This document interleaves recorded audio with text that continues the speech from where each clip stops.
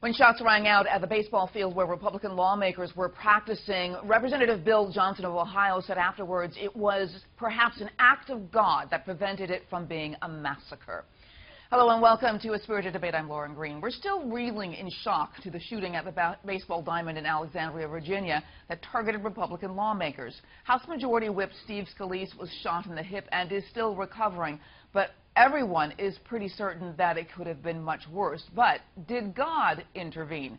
Here to discuss, Alan Ratner, Bureau Chief of Talk Media News and a Fox News contributor, and Dr. Robert Jeffress, Senior Pastor of First Baptist Dallas and also a Fox News contributor. Welcome to you both.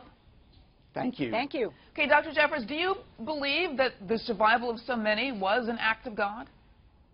Look, I agree with the sentiment of Representative Johnson. We're all grateful that there weren't more injuries in this terrible, terrible crime.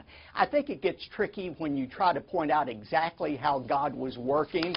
Maybe he did throw off the shooter's aim, but then the question comes up, well, why didn't he jam the shooter's rifle to begin with or strike him down dead before he fired the first shot?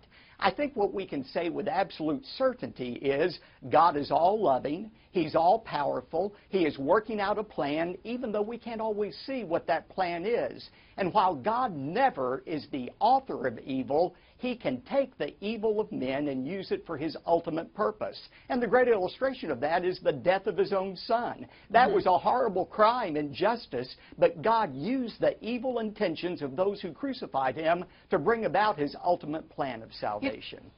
Alan, what do you think? I mean, can we interject divine intervention in this scenario? Well, I'm not a person that actually believes that divine intervention was around yesterday.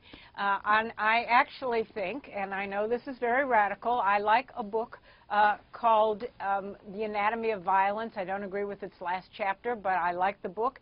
What they did is they put murderers under MRI, functional MRI scanners, and they have the science to back up that the people who do these horrible things actually have very different brains. I don't know that that's God's intervention. I'm a God believer, but I don't necessarily think that God intervenes in that way. I think there is a lot of anatomy and a lot of science that is in between. Very interesting, though, but, because Dr. Jeffress, I mean, I think you probably get this question all the time, but how do you know the difference between whether God intervened and prevented something worse from happening? I mean, will we ever know? Well, I think we can say ultimately God's will is always going to be done ultimately. And although we can't see what that plan is immediately, ultimately we will. And I believe the Scripture teaches God is involved with the most intimate details of our life. And He can take the worst circumstances like this shooting and still use them for good. And I think it's important, Lauren, that we never blame God for this. C.S. Lewis said most of the evil in the world is due to men with guns, bayonets, and gas chambers. And yet, God is still able to use the evil of people to accomplish His will for our lives. Yeah, I mean, Alan, it brings up another issue. It's like, is it just practical precautions like Representative Scalise's security detail being there? I mean, is that God intervening, or is, basically the NRA or something? I don't think that's God intervening in any way, shape, or form. I think that you don't yell fire in a crowded theater. There are things that you don't do. But again, I am very convinced, because of the science involved, that people's brains are not the same who commit violence as perhaps yours and mine who don't commit violence.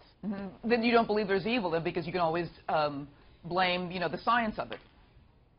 Well, in this, Reverend Jeffress, Dr. Jeffress, and I might agree that evil, in my view, is unrefined good, that people who are acting evilly have not had the exposure to good, they don't know what it is, or they've had horrible family backgrounds which lead them to do things that you and I would not do. Okay, Dr. Jeffress, answer that, because I think a lot of people want to know. I mean, is it just that somebody's brain is shaped differently, or is there real evil in this world? There is real evil in this world, and this shooting was a great illustration of that.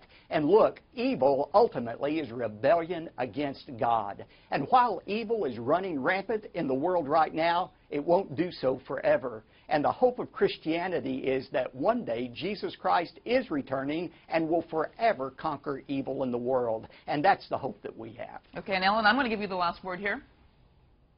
Well, it would be very nice to think that way. Unfortunately, I don't, and I think that people's brains are shaped differently, just like our bodies are shaped differently, and that is what causes a lot of this violence. All right, I want to thank you so much, Ellen Ratner and Dr.